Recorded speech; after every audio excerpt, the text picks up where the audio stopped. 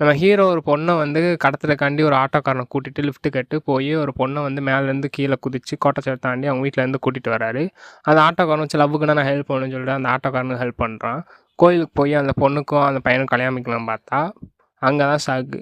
என்னன்னு பார்த்தா மாப்பிள்ளை யார் பார்த்தா இவனோட அப்பா. 2வது கல்யாணம் வந்து அந்த பொண்ணுக்கும் அவனுக்கும் வந்து கல்யாணம் முடிச்சு வைக்கிறான். முடிச்சுட்டு அவங்க 2 பேரும் ஒன்றா இருக்காங்க. அதுக்கப்புறம் வந்து 3 ப்ரெக்னென்ட் ஆகுது 3 மாதம் கழிச்சு. அதுக்கப்புறம் அப்படியே கட் பண்ணோம் அப்படின்னா ஹீரோனியோட அப்பாவை காட்டுறாங்க. ஹீரோனி அப்பா வந்து வக்கீலாக இருப்பார் இந்த படத்தில். அதுக்கப்புறம் ஹீரோயின் வந்து எங்கே போனாலும் சரி எங்கே வந்தாலும் சரி அவங்க அப்பாட்ட சொல்லிட்டு தான் போவா. ரொம்ப இதாக இருப்பா அவங்க அப்பா மேலே பாசமாக. அதுக்கப்புறம் ஹீரோனி வந்து ஹீரோன் லவ் பண்ணுறது அவங்க அப்பாவுக்கு தெரிஞ்சிடும்.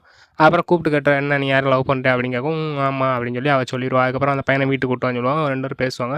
உங்களோட லவ் ஸ்டோரி சொல்லுங்கள் எப்படி லவ் பண்ணீங்க அப்படின்னு சொல்லிட்டு இந்தமாரி ஃப்ளாஷ்பேக் அப்படியே கட் பண்ணோம் அப்படின்னா ஃப்ளாஷ்பேக் கொண்டு போவாங்க. ஃப்ளாஷ்பேக்கில் போய் பார்த்தோம் அப்படின்னா ஹீரோனி வந்து வம்புழுப்பாங்க 4 பசங்க. அப்போல வந்து ஹீரோ வந்து இந்தமாரி வம்புழுக்கான்னு சொல்லவும் சரின்னு சொல்லிட்டு சண்டையை போட்டு அப்படியே வந்து ஃபைட்டில் வந்து அவள் விழுந்துருவா.